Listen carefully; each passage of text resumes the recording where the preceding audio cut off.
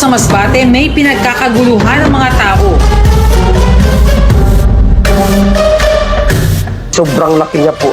Parang na-amaze po talaga ako kasi sabi ko, wow, first time ko po makakita ng ganitong kalaking buto sa buong buhay ko.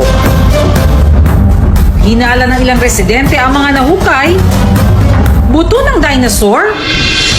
Bumiyahe ng mahigit 2 oras ang vlogger na si Mark Almocera para sadyain ang pinag-uusapang mga buto sa isla ng Naro.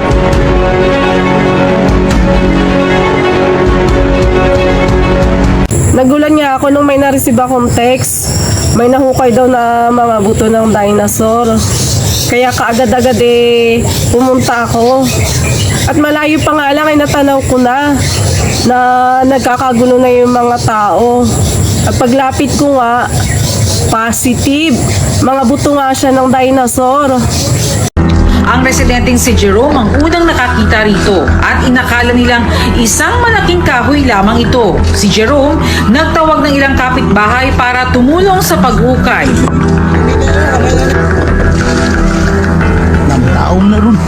Laking gulat nila na ang inakalang kahoy, mukha raw mga buto.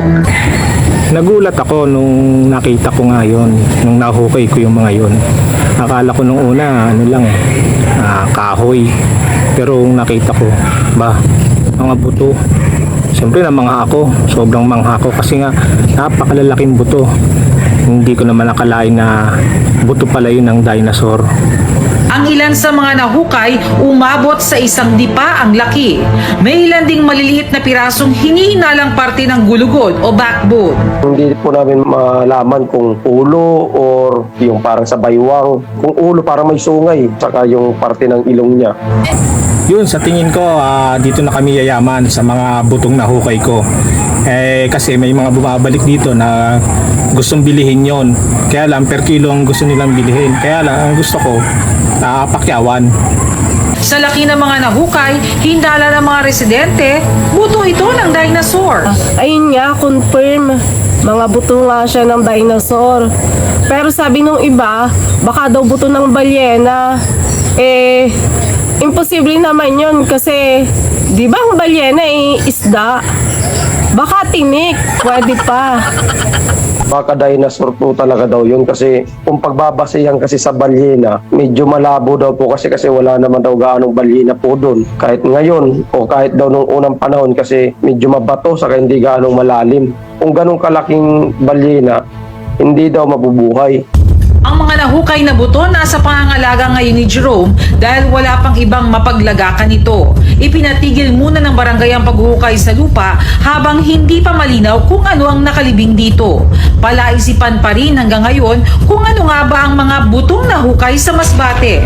Mas maganda kung mas mapacheck po siya sa experts para at least kami rin po o yung mga residente po doon matapos na rin po yung mga haka-haka kung ano po talaga ito. Para matuldukan na ang mga haka-haka, aming ipinasuri sa isang archaeologist ang nahukay na di umano'y mga buto at nagulat kami sa kanyang mga sinabi. Ayon sa aking pagsasaliksik, pinag-aralan ko maigi yung binigay sa aking sample ng buto. Yun, nakita ko. At ito nga lumabas sa resulta. 99.99% buto nga yun ng dinosaur. Kung inyong titingnan, at mamamangha talaga kayo dahil kakaiba. Akalain mong kahoy, pero buti na lang, expert ako dyan at nakita ko na buto nga yun ng dinosaur. Alam mo, yayaman yung nakahukay nito kasi mahal ang kilo ngayon ng buto ng dinosaur. Kung yung buto nga ng baboy, mahal ang kilo. Buto pa ng baka, mahal ang kilo. Kahit nga buto ng manok, binibenta. Yan pa kaya ng dinosaur. Kaya swerte nung nakahukay na yan. Kaya sa'yo, Igan, swerte ka dahil nahukay mo yan. Baka yan pa'y kayaman.